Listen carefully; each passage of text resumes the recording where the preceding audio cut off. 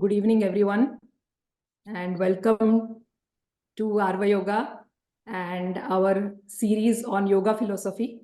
And today's session is going to be on evolution of consciousness. Before we start, I would like to introduce Arva Yoga and Swamiji. So Arva Yoga is a non-profit 501c3 organization, and it was founded to bring the true meaning of yoga by Vaibhavi Haridas, who is the president. And we bring free workshops in yoga and wellness to the community. My name is Shraddha Chandwadkar. I am the executive program director at Arva. My role here is to bring such programs, find these programs, and help bring it to you all. Today we have Swami Atmavidyananda Giriji, who is an excellent speaker, and I'm really, really delighted, honored, and humbled that he is here and he accepted to come and do this series with us. So a brief introduction of Swamiji. Swami Atmavidyananda Giri is a senior monk in the lineage of Paramhansa Harinanda and Paramhansa Prajnananda, currently Vice President of Kriya Yoga Institute, and has been tirelessly teaching Kriya Yoga to sincere seekers since 2004. At an early age, the spiritual environment and guidance of his parents nurtured in him a sincere quest for God. Upon completion of a degree in mechanical engineering, he met Paramhansa Harihananda and with his blessings was initiated into Kriya Yoga in 1994. He was ordained as a monk in the Giri monastic order in February 2009 and given the name Swami Atmavidyananda, which means bliss of self-knowledge. Under the direction of current living master Paramhansa Prajnananda, he traveled outside India in 2006 to teach Kriya Yoga in the West. Since then, he has traveled extensively in North America, South America, Europe, Australia, New Zealand, and Asia to guide seekers on the path of Kriya Yoga. He has also participated and presided over several interfaith conferences and delivered a number of lectures and television and radio talks on spiritual topics in the USA, Canada, and South America. Swamiji's calm demeanor and beautiful voice charm his audiences in the very first meeting. He can speak many languages, which has endeared him to people in different parts of the world. While primarily dedicated to the cause of Kriya Yoga, he is also an expert in astrology, Eastern and Western scriptures, other ancient yogic practices, and Vedic ritual ceremonies. Today, let's all welcome Swamiji for the Yoga Philosophy series with first topic on evolution of consciousness. We welcome you, Swamiji. The stage is all yours.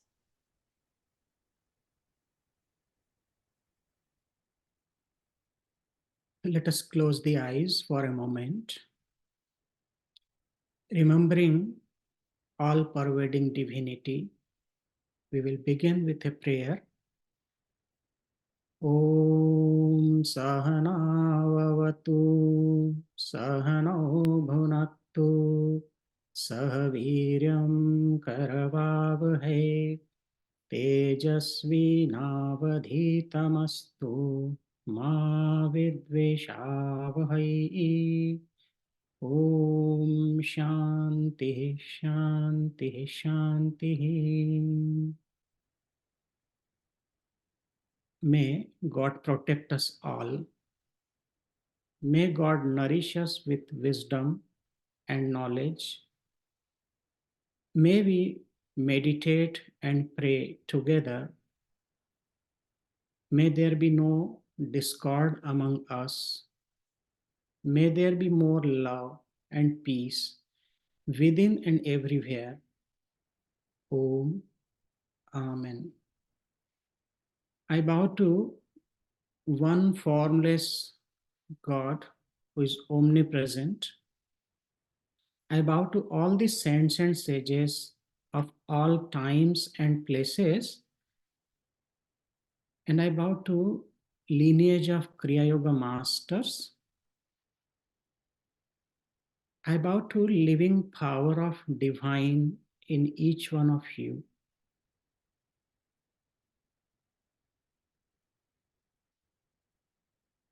Good evening and welcome. and good morning to the people here. I'm in Sydney, Australia, ashram. I'm happy to be part of this series of lectures on yoga philosophy. First of all, I want to thank Arva Yoga, Shraddhama, Vaibhavima for organizing this series of talks. Because last more than a year, I was not online for such talks. Well, today, when we are beginning this series on yoga philosophy is the deeper philosophy, and in the modern time, most of the people are aware of this yoga. Some or other form of yoga we practice as per the recent research. The data says that 6 out of 10 people in United States are practicing some kind of yoga, which is a good thing. Before we discuss this subject matter, philosophy of yoga, we need to understand some basic questions, that who we are, how did we come here in this world, and why did we come here? What is this world? So if we have a little bit understanding of these topics, then we can go deeper into the subject matter of yoga philosophy. So that's how we have designed this series in different topics. And the last, finally, we'll go deeper into the yoga philosophy itself. So today we'll begin with evolution of consciousness. What is this consciousness and how it is evolved?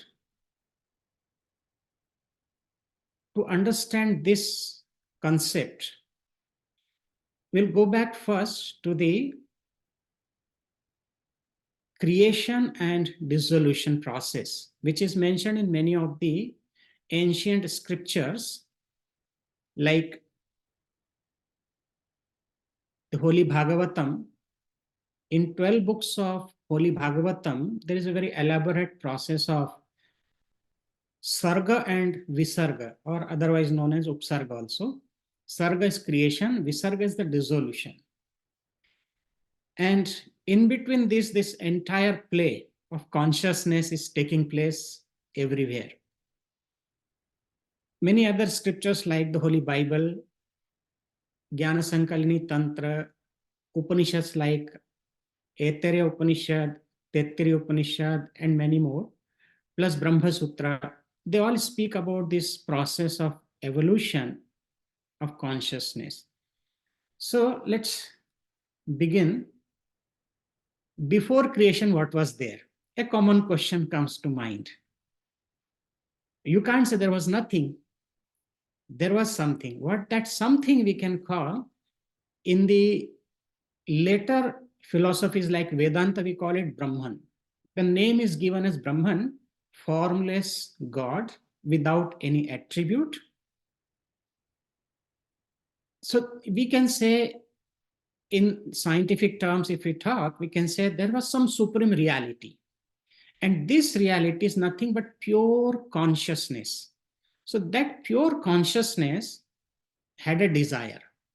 If we go by the Taittiriya Upanishad, the mantra says, Sa akamayat, bahusyam prajayayeti, sa tapah atapyat, sa tapastapva, idam sarvam asrajat, yadidam kincha, tat saštva tadev anupravishat.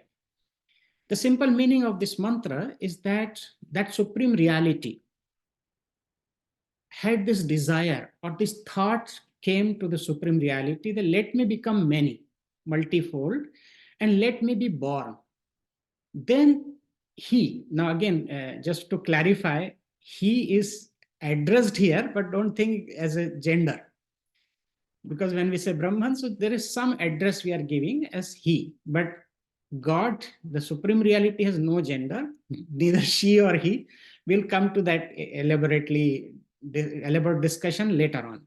So for now, we'll suggest that supreme reality deliberated and created all that which exists in this universe. And having created everything, that reality entered into his very creation, and it is in the form of prana, the energy. The same Taittiriya Upanishad says the mantra that how this elemental creation came into existence, because once there was a thought, then thought is manifested. So mantra says that the first creation is tasmad va etasmat atmanah akashah sambhuta. Akashat vayu, vayor agner, agner apa adhya prithvi, prithivya aushadhayah, aushadibhyo annam, annat purusha.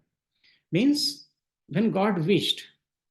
So first elemental creation, again, before that, when we say, when that supreme reality decided to create, for creation, there are always two opposite forces required. If we talk about the supreme reality as it is inert. And in Sankhya philosophy, it is addressed or called Purusha. So Purusha is inert. But to create something, there has to be activity. And for that, the power of God, which is in Vedanta, we call it Brahman and Maya, the power of God, his elusive power, creative power.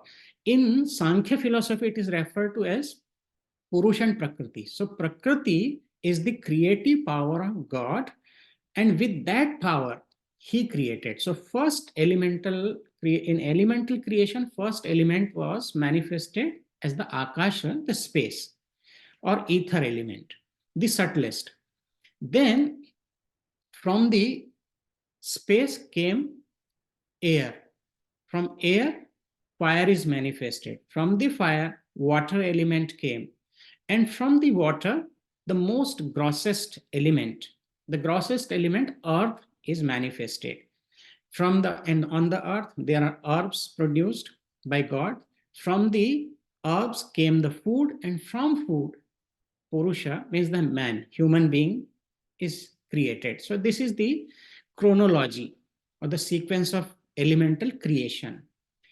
In this elemental creation, if you see that God, who is supreme reality, pure consciousness, is solidifying, or you can say grossified. So at different level, because of the vibration of this pure energy. Now I'll just clarify here, pure consciousness we can say called Purusha, and the Prakriti we can say is a pure energy. Now this pure energy manifested at different level. So it is the vibration of that energy, and because of the difference in density and vibration at different level, the prana is slowly descending. So we can say that descent is in various stages. And when this elemental creation came into existence, it can be very much clear with this concept from the Sankhya philosophy, which is based on the number, because Sankhya is from Sankhya. So there are 25 elements. So first, the Purusha, which is consciousness and pure consciousness, and its energy, unmanifest energy, is Prakriti. When Prakriti is manifest, so it with the help of intellect, which is called Mahat, and Ahamkar, the ego. But again, this intellect and ego is not as we understand. It is the cosmic intellect, cosmic ego. So because ego means doership. So there is a thought that let me do something, let me create. So Prakriti has three intrinsic forces. They are called Sattva Guna, Rajo Guna, and Tamo Guna. Sattva means the quality of balance, peace, harmony. Rajo Guna is the quality of activity, dynamism. Tamo Guna means inertness or quality of inertia. So Prakriti has these three qualities. So long as these three qualities, or guna we call, they are in perfect balance, Prakriti remains unmanifest. As soon as there is a disturbance in this equilibrium of three gunas or qualities, Prakriti becomes manifest. So when it is manifested, so how it came further? So pure energy manifested because of the interaction of these three qualities called guna. From the sattvic aspect of Prakriti, our mind is born. So mind, both you can say the cosmic mind, and then from cosmic, the individual mind. So cosmic mind, individual mind, then from the sattvic portion, the organs of perception are also born, like eyes, ears, nose, tongue, and skin, the five sense organs of perception. From the Rajoguna, five sense organs of action are produced: hands, feet, mouth, genital, and anus. Then from the Tamoguna, the subtlest aspect is known as Tanmatra. So five Tanmatra, like Shabda, Sparsha, Rupa, Rasa, Gandha, means Shabda is sound, which is related to the space element. Then from the air, Sparsha, touch sensation. Then from the fire, Rupa, the form or sight. From water, it came Rasa, means a taste. And from the earth, it came Gandha, the smell. So these are the subtle elements or subtle tanmatras we call. Then from these subtle, when they are more grossified, then five gross elements came into existence, which we all know: the space, air, fire, water, and earth. So this is a simple way to understand this elemental creation. This is the Sarga, creation. Now, the same concept is mentioned in Bhagavad Gita, because Bhagavad Gita has taken Sankhya philosophy more and then combined it with yoga philosophy. In Bhagavad Gita, Lord is telling in the 7th chapter, Bhumi Rapo Analah Vayu Kham Mano Buddhi Revacha Ahamkara Itiyamme Bhinna Prakriti Ashtadha. He says that my Prakriti, nature, is eightfold. So what are those 8 elements of this Prakriti? They are earth, water, fire, air, ether, and so these 5 elements along with mind, intelligence, and ego. So these 8 constitute the Prakriti or material energy of God.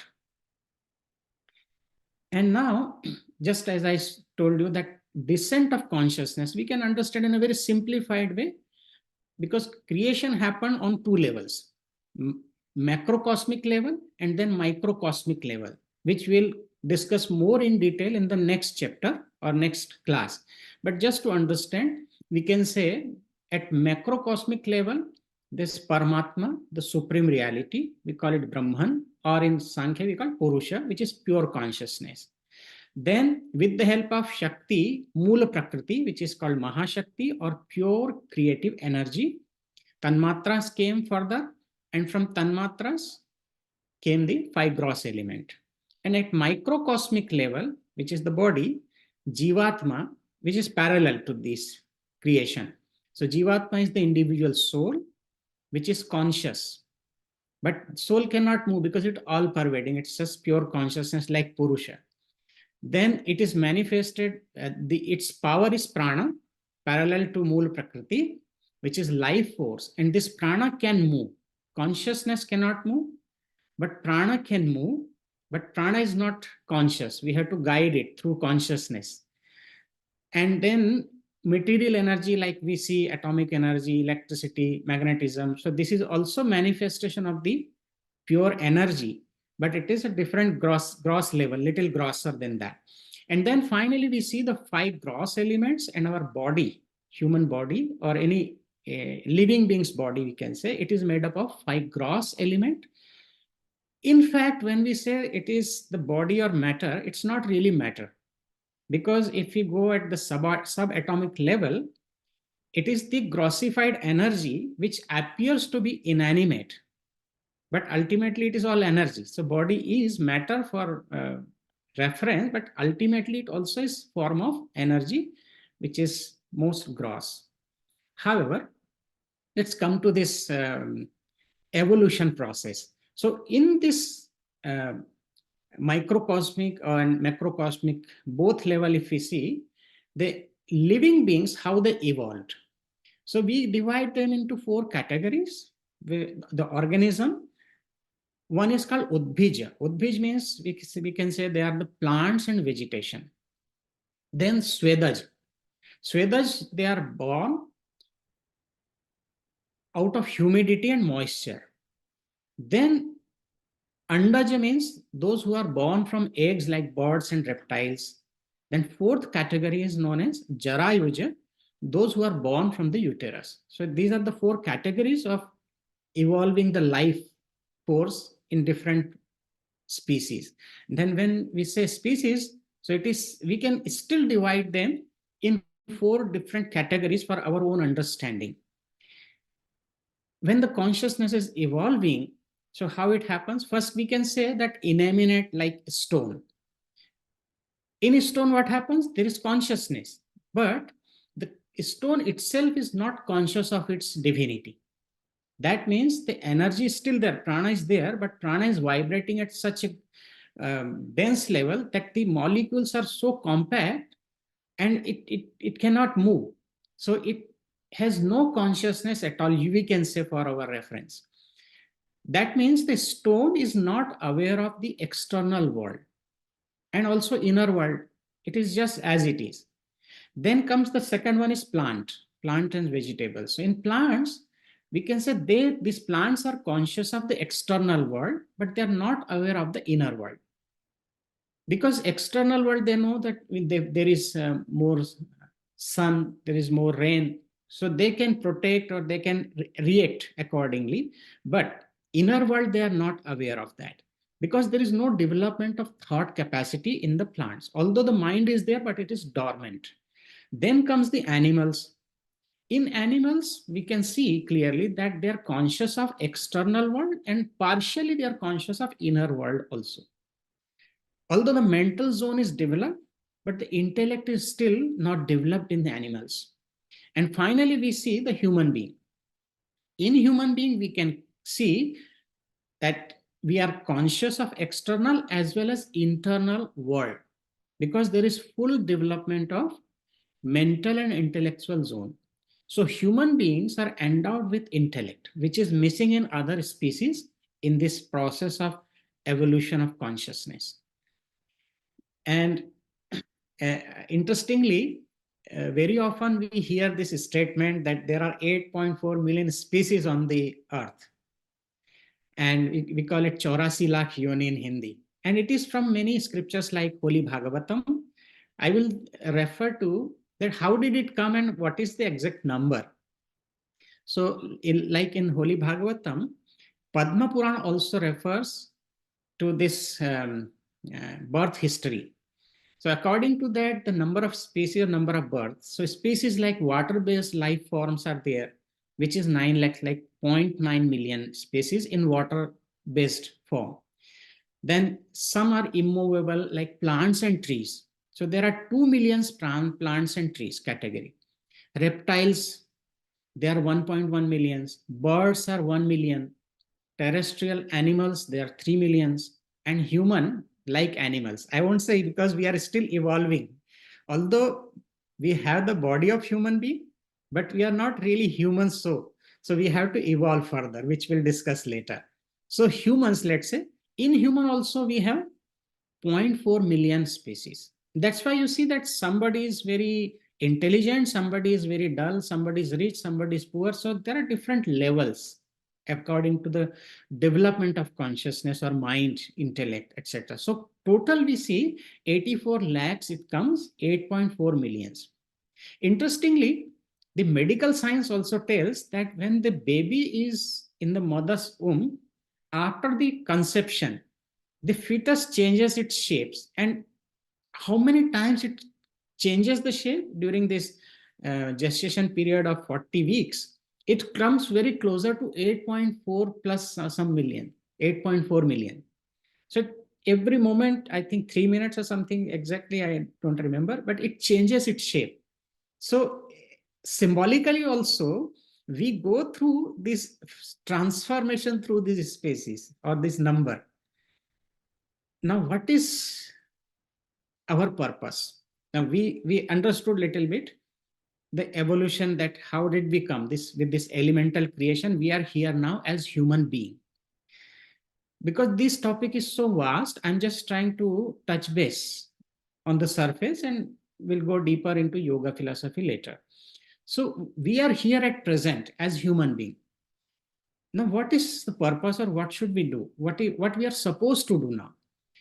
This journey, as we came down pure consciousness and through all these species, we can say that at some point our consciousness or this energy was manifested as the plant or tree, animal, birds, and now we are human being in this evolution process. So at present, what we are supposed to do, we understand that we have to go back to our source. And for that, there is a constant struggle in our body and mind that we are not peaceful, we are not happy, because we apparently feel we are separated from our source, and that source is the supreme reality. We are part of that. So what we need to do, two things. One is that we have to complete the circle. What does it mean?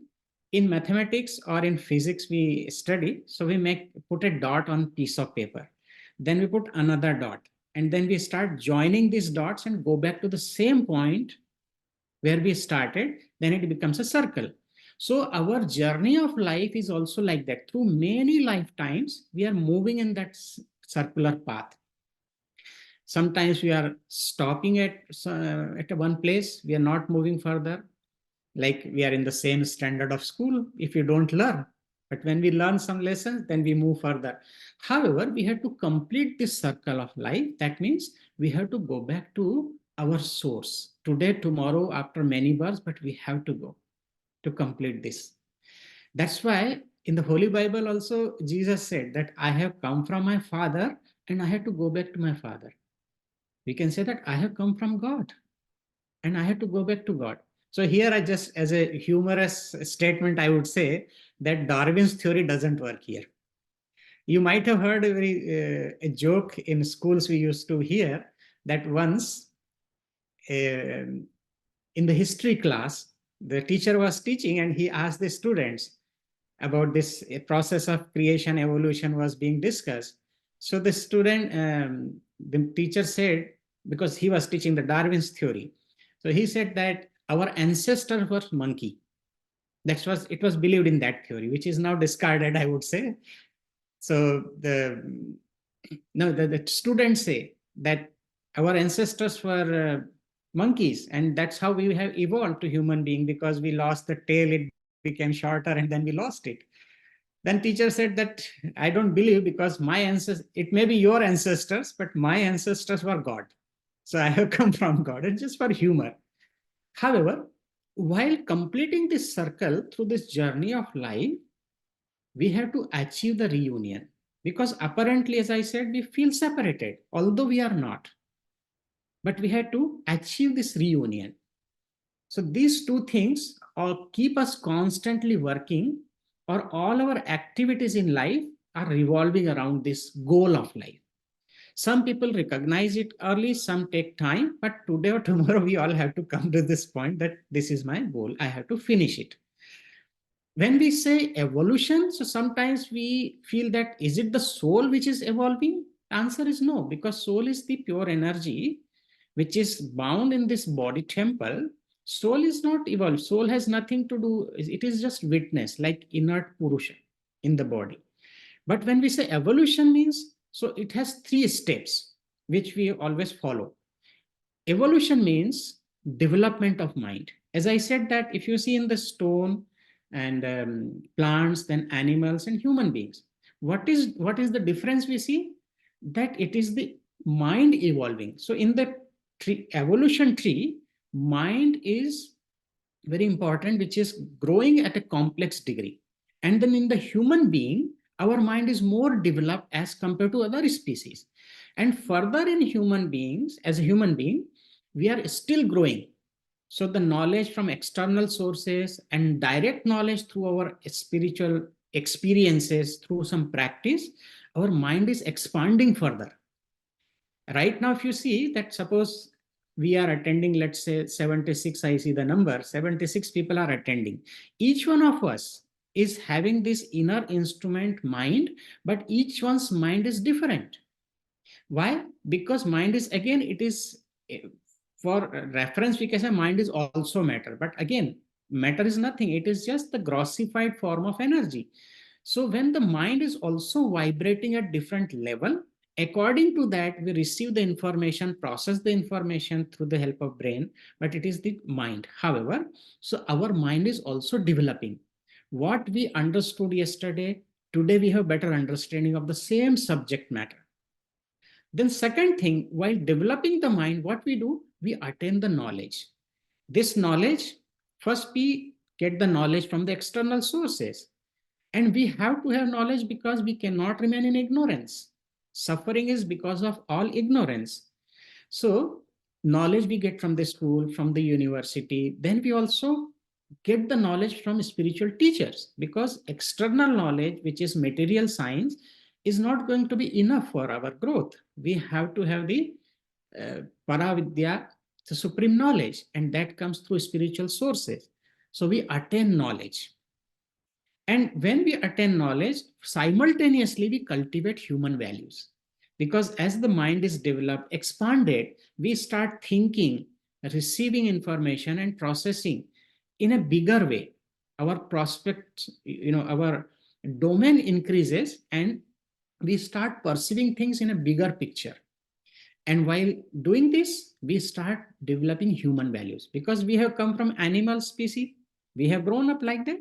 We still hold on to some animal qualities like anger, hatred, greed. These are not human qualities. Human qualities are like love, compassion, forgiveness, kindness, and so on. So we develop these, and this is our process of evolution towards perfection, going back to complete the circle.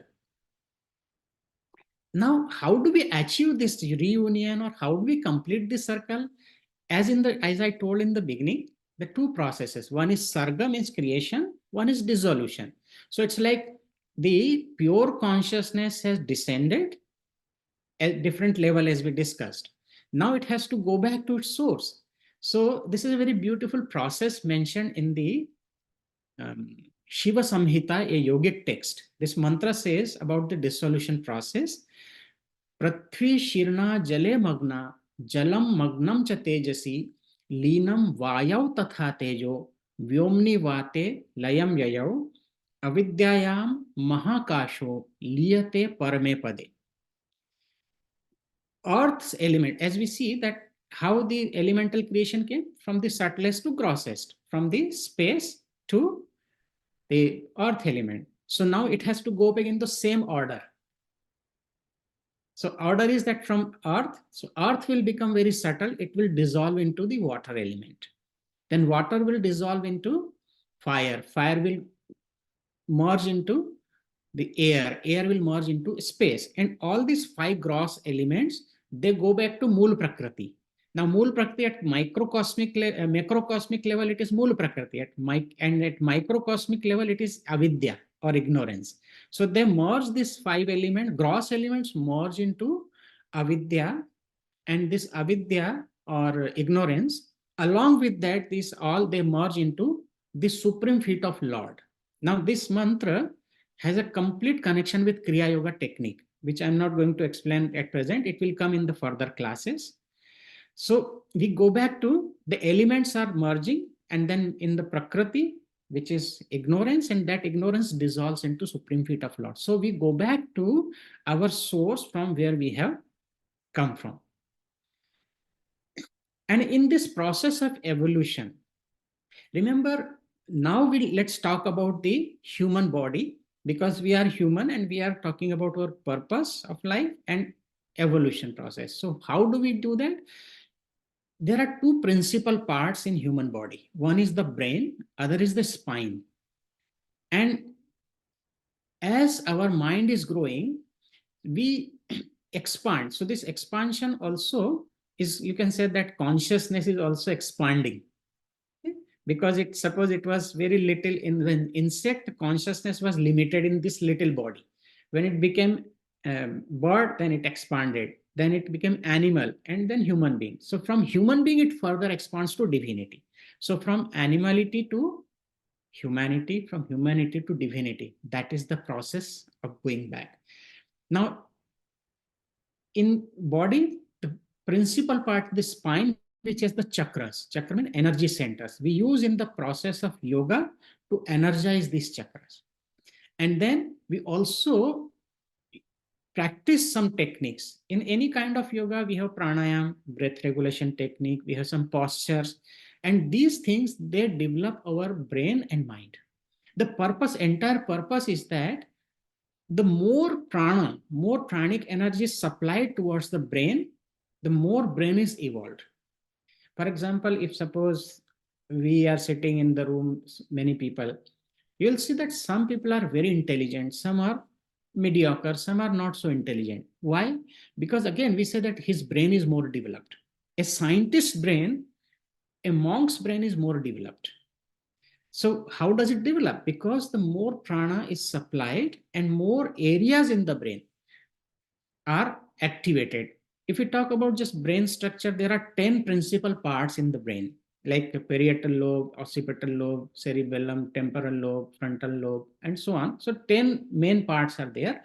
When we practice any yoga technique, so we are supplying the prana with the help of our breath through pranayam technique, and the brain is more evolved. It is like that, supplying more light to different rooms in the house. And when they are activated, then those qualities which they are governing, certain functions are there for each part of the brain. So those functions we get more manifested in our life, and this is how the growth happens. And now the biggest question comes that we understand, okay, this is the process and this is how we have to go back, utilizing our brain, spine, and breath. But the biggest problem in all this process is our own mind. Because mind is never willing to do any meditation or anything, any discipline we want to bring into our life. It is the mind which first thing may make some excuses. I want to get up at 5 o'clock in the morning. I put on the alarm, and as soon as the alarm is going on, I'm feeling so little sleepy. I switch it off. Isn't it? It's a very common experience. Why? The mind. Again, when we live in this world, mind is actually giving us all these experiences. In fact, the soul is witness. The mind, with the help of sense organs, is experiencing, and what experiences? Depending on its own interpretation. Because mind is interpreting the situation outside, and then it gives the experience of pleasure and pain. There is no real sadness or happiness. It is just the term we say, because our nature of the soul is bliss, or happiness is its own nature. It is a state of being. But because of this mind stuff, we feel something is not good, or something is good. So this is the discrimination. This is the mind. Now, what is mind? Because we have this problem. Mind by nature is restless, and if we define mind in the Vedantic text, we can say the definition is given. It is from the Tattva Bodha, the preliminary text on Vedanta. What is mind? It says that Samshayatmaka Manah. Mind is doubting faculty. We are endowed with 4 inner instruments in this body to function. They are mind, memory, intellect, and ego. And mind is defined as the sanshayatmaka, means it is a doubting faculty. When a doubt comes, a question comes, it is the function of mind. Remember, mind does not decide. So let's be very clear. Deciding faculty is the buddhi or intellect. The mind never decides. Mind creates confusion. And second quality of mind or definition of mind is sankalpa vikalpatmakam manaha. The mind is the combination of imagination, because sankalp and vikalp. Sankalp is imagination or taking a resolve that I want to do this. This is a resolve. This is sankalp. I want to attend this class. This is sankalp.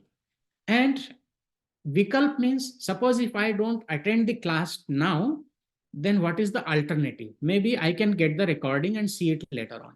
This is alternative. So mind creates something, some sankalpa, and mind also creates some alternatives. So this is the nature of mind. Now, this mind is the biggest obstacle for us. Although it is instrument, And this is where we need to understand that how do we control or regulate the mind. At present, what is happening in our life? The mind is regulating us. Mind is guiding, do this, and we are doing this. Mind is telling, don't do this, we are not doing this. So we have become a slave of our own mind. Mind means it's a set of habits which we have created, nobody else. So this mind should be taken care of. And how to do that? Interestingly, you'll find that in the Bhagavad Gita, 6th chapter, which is called the Atma Sanyama Yoga, yoga of meditation, Lord Krishna is teaching to Arjuna. So Arjuna had this same question which we all have. This question that my mind is restless. I think 100 out of 100 people will definitely agree that mind is restless because it is the nature and it's not a problem. It's not a problem. It is the nature. Now, how to change this nature? We have to work on to that. So mind by nature, it is restless, but it can be regulated. So Arjuna asked this question to Lord Krishna, Chanchalam hi manah Krishna pramathi balavad dradham. That, oh Lord, you are talking about practicing many different types of yoga, but my mind is so restless. To regulate the mind is like holding some air in my fist, which is impossible. You can't hold. Then what should I do? And Lord Krishna told, Abhyasena tu kaunteya vairagyana cha pragyate. You can control or regulate your mind by constant practice, sincere and constant practice for a long period of time, which is abhyasa. And vairagya is detachment. So detachment from your expectation of result. You just do your duty and leave the result. It will come on its own way according to your effort. But don't be attached to that. So with this too, you can get better control over the mind. It is very easy to read these verses and contemplate, but not easy to practice. We know what is good, but we don't practice it. It's because of the mind. So what is the best way in the path of yoga? Because we are talking about the philosophy of yoga. I'm connecting dots in between. So definitely I'm talking about the mind and how can we regulate this mind. The easiest way is the breath. And how? Let me tell you, the breath and mind, they are correlated and they are causally connected. Now when we talk about the mind is the subtle instrument. Have you seen your mind? You'll say no, but I have seen the effect of mind. I feel good, I don't feel good, I feel happy, I feel unhappy, because all the interpretation of mind which are not really truth. So breath and mind, they are correlated, and this is the connection mentioned in one of the yogic scripture, Hatha Yoga Pradipika. It is in the 2nd chapter, 2nd verse. It says, Chale vate chalam chittam nishchalam nishchale bhavet yogi sthanutvam apnoti tato vayum nirodhe. If the breath is restless, then mind is also restless. If the breath is tranquil, the mind is also peaceful. And through breath control, yogis could attain self-realization. Therefore, we should all practice this breath regulation, which is called pranayam technique. Why it is said? Because the mind is very subtle instrument, but breath is grosser than the mind. We cannot hold the mind, we cannot regulate the mind, but we can regulate the breath. For example, we can take shallow breath, we can take long, deep breath.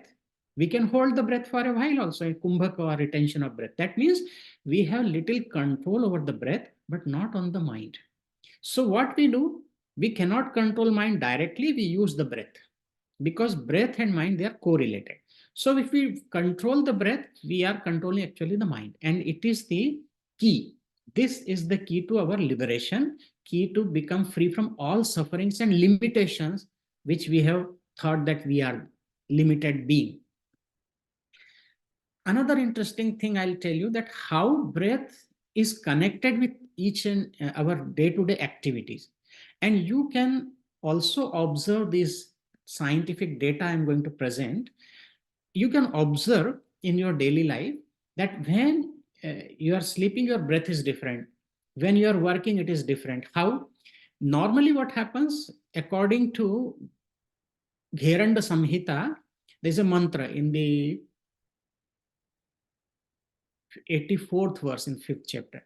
It says that Hankarana bahiryati sakarana vishetpunah shat shatani divaratro sahasrani ekavinshati ajapa nama gayatri jiva japati sarvada. Means every human being is breathing 21,600 times in 24 hours, day and night.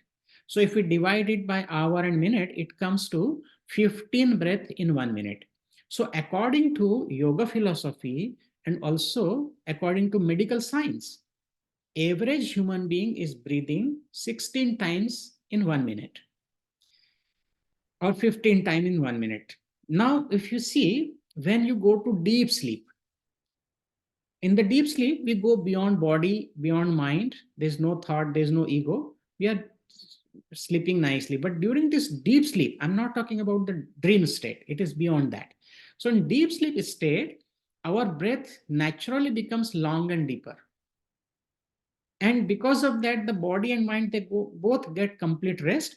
If somebody observes and measures the breath rate at that time in deep sleep, it comes to 10 or 12 breath only. It reduces from 15. And during the physical union with the partner, the breath increases. It goes up to 24 breath per minute. And when somebody becomes angry, the breath increases more, very rapid. And you can measure it is like 40 breath in 1 minute. That's why a yogi, famous yogi in India said that when we become angry, we lose 3 days of our energy. 3 days enough energy, but we take all the nutritious food. So we just lose in 1 minute. So never become angry.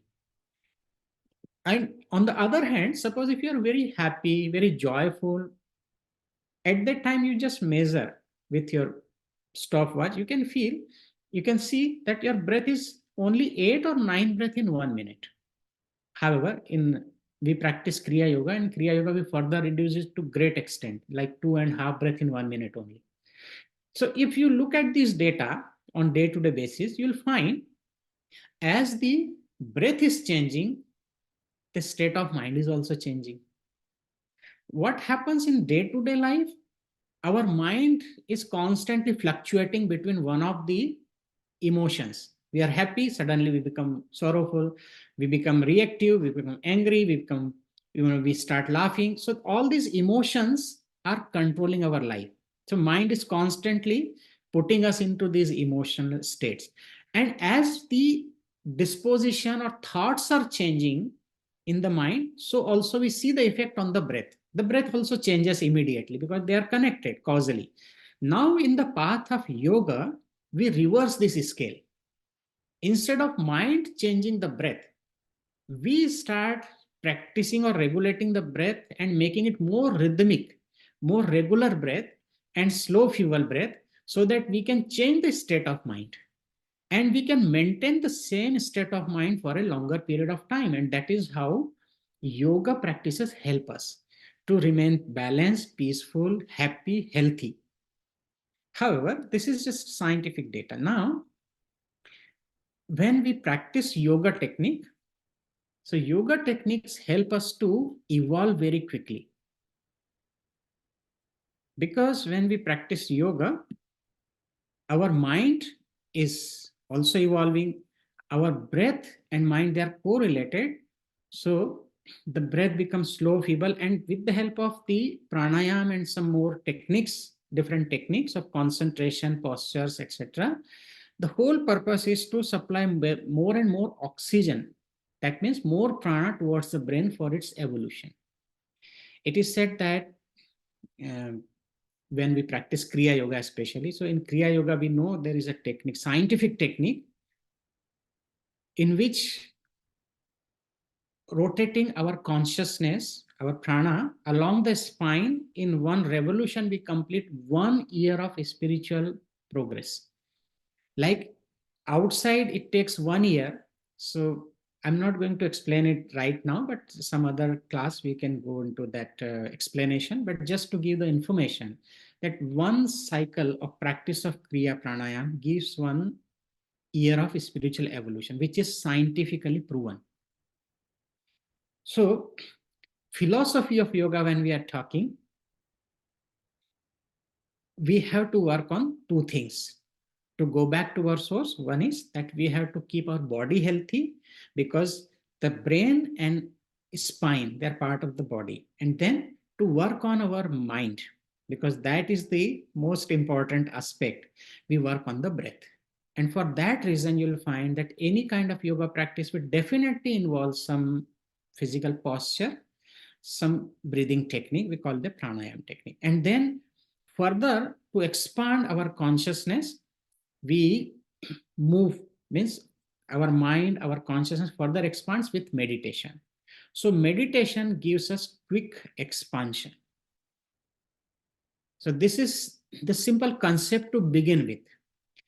As I said, that this topic is very vast topic. We can go into depth for many classes, but just to get a little bit idea and some concepts, to have clarity about this concept, we are beginning with this. And then further we'll build up the different topics towards the process of yoga philosophy and our spiritual evolution. Now, sometimes people ask question when in this evolution tree, as I explained, sometimes people ask this question that what is the difference between prana and consciousness or soul? Because these are various terms. Even sometimes there are big words like super consciousness, cosmic consciousness. So don't go by these words. I very simply try to understand that pure consciousness, we can say, who is the supreme reality, which is unmanifest dimension. And with the help of its energy, which is Mula Prakriti, Mahashakti we call, it has manifested further. And this Purush and Prakriti also I can explain in a very simple way, that how they are together. They are not separate actually. So Purush and Prakriti, some of you must be fond of dancing, like Bharatnatyam, Kathak, some classical dance. Our children, they are learning in USA. So in the dance, if you see, a dancer is performing on the stage. When the dancer is performing dance, so there are some movements with the hand gesture, some fingers and some body movements, a fluidity is there. Okay? So this is a beautiful dance. Now tell me, or let's think about that. If the dancer is not dancing, where is that dance? You say it is with the dancer. What does it mean? That when the dance itself is within the dancer, but when the dancer wishes, it manifests, it is projected. Similarly, God, who is inert, Purusha, when he willed, he wished that let me become many. So he projected with the help of this. So the energy, Mahashakti or Prakriti, is that creative power. So it is manifested. And as we discussed, that further manifestations happen at different levels. Here, the prana and consciousness also, there's a little difference. When we say consciousness, so at macrocosmic, at microcosmic level, let's talk about this body, microcosmic level, the Purusha is compared with the soul. So soul, which is hiding on top of the head, 10 fingers above the eyebrows. And so that is the soul. Soul is conscious because it is part of that pure consciousness. Soul is conscious, but problem is that consciousness cannot move. It can see. And what can move? The prana can move. So prana is compared here with the Mahashakti or the energy. So that can move, but prana is not conscious. Prana needs something to move, means some guidance. So the guidance comes from the soul, or the consciousness is guiding. We can understand this with a simple story to finish our talk. And this is the story many times in Vedanta we refer to, that there were two friends in a village. One was lame, he couldn't walk, and one was blind by birth. And they both decided one day to go to some festival in the outskirts of the village. The problem is that the lame person cannot walk and the other cannot see. So the blind person told that let us go together and how to reach there. So the lame person gave the idea that I cannot walk, but I can guide you. So the lame person, he sat on the shoulder of this blind person and he started guiding, because blind could walk. So he got the guidance and then he was walking. And in this way, they both reached the area, the place where the festival was taking place, and they enjoyed. That means they reached the goal. Now, if you compare this story, the consciousness is like lame, it cannot move. And the blind person is like the prana. So the prana can move, but prana cannot see. That's why energy is not conscious. Energy is just like energy, it can give some effect, but it needs to be guided, channelized. So the consciousness does that. This is the little difference in both of them. However, I'm very happy that we have started this series. So today we just had a little bit of idea or the concept about this evolution process, the creation, and our goal of life. In very short few sentences, I told you the goal and the process. We'll build up more on this, and in the next class I will discuss about the microcosm and macrocosm. So a little bit more deeper aspect. We understood the creation on both levels. Now little bit more understanding of these two in the next class we'll cover. And I hope that all the topics which I'm going to select will slowly lead us to our goal of life. It will help us to develop our understanding and clear the concept. Because remember, reading is not enough. We can read a lot, and my master Baba Hariharananji used to say, read a little, contemplate more, and meditate the most. So what we read, we should process, assimilate that knowledge, and then we try to apply that into our daily life, and then it becomes our direct experience, and that is what is required in spiritual life. Otherwise we become bookworm. As Gurudev said, my master said, that if you read lots of books, your mind becomes a library.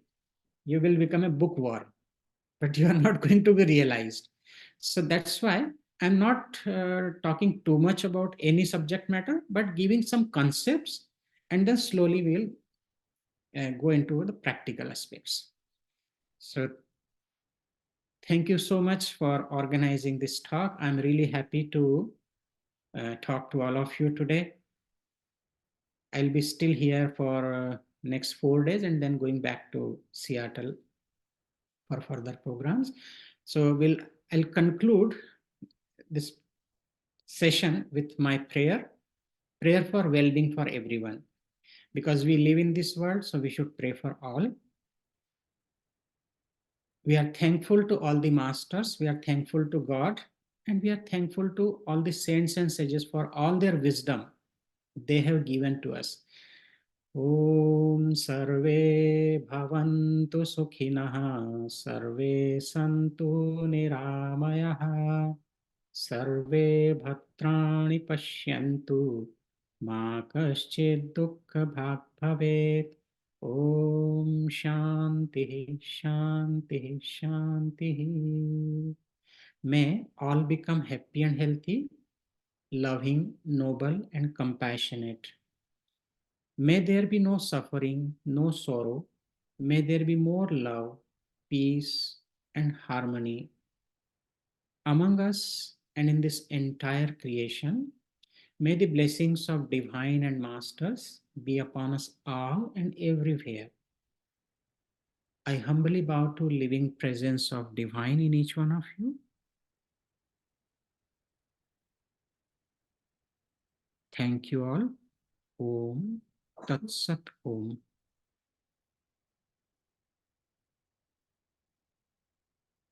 Thank you so much, Swamiji, for the profound session. And we are also grateful for everyone who attended this session today. I hope you can continue to attend every second Thursday this year, every second Thursday of the month. And if you have any questions, does anybody have any questions? You can post them. We can take a few right now. And if we have more, you can email at programs@arvayoga.org.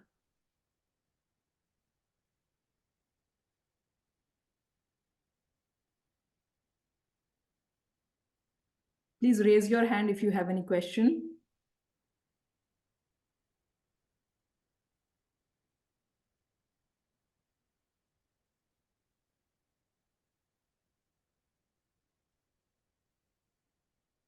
I think they are unable to unmute. There's a couple of questions, ma'am. Yeah. Could we please have a recording? Yes, we will send the recording. Please email programs@arvayoga.org so that we can give you the recording. Yes, it's every second Thursday all year. Yes. That's all. Those are the only questions right now. So if there are no more questions, then I think we can conclude. Thank you so much. Thank you, Swamiji. We are very grateful. Thank you, Shraddhaman. Thanks to Arva Yoga. Thanks to the team. And thank you all for giving me divine company. So see you again next month. Jai Guru. Very good.